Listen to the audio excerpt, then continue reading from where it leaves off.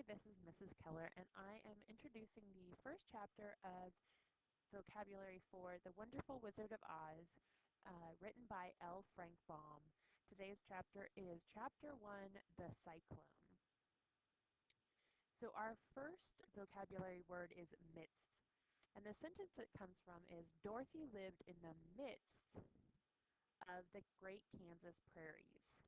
And midst means in the middle of, which if you see this picture, this is actually from the first page of the story, and it shows her in the middle of the prairie looking out.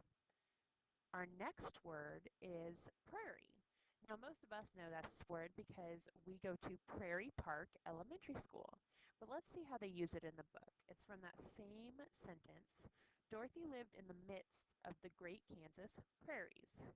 And prairie is a large open area of grassland, which we have prairie park wetlands, and those are large grasslands.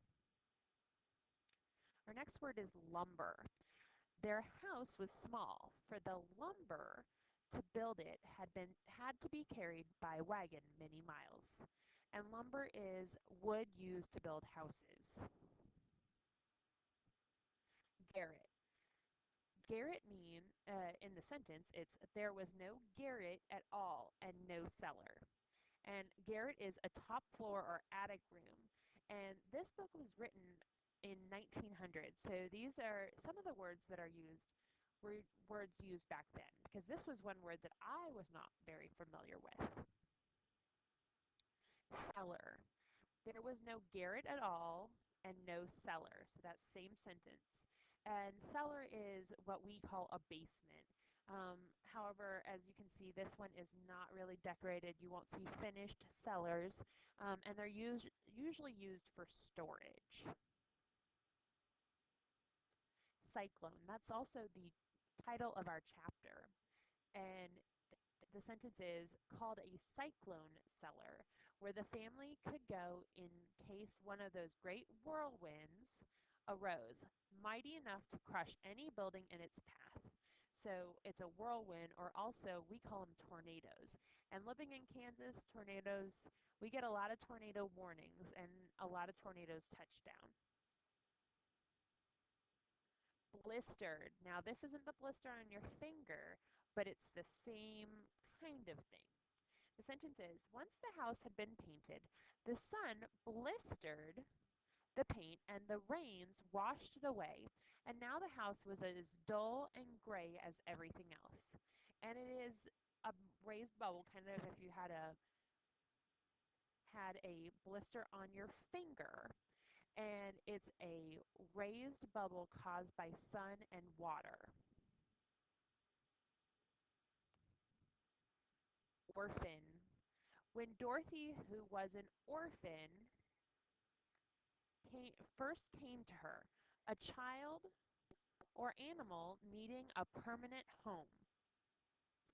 So for the picture, I chose a dog. I was trying to find a picture of Zane, but I didn't have any on this computer. But he was an orphan, and we adopted him and brought him home. So I thought, who wouldn't want this cute puppy at home? Solemn is our next word. He was gray also, from his long beard to his rough boots, and he looked stern and solemn and rarely spoke. And that means formal or and dignified. So he, isn't showing, this little boy isn't showing much expression, and that's kind of solemn. Anxiously.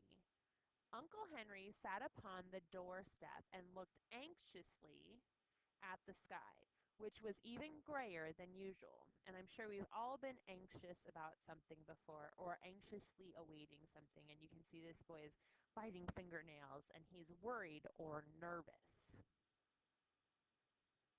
And our final word is resolved.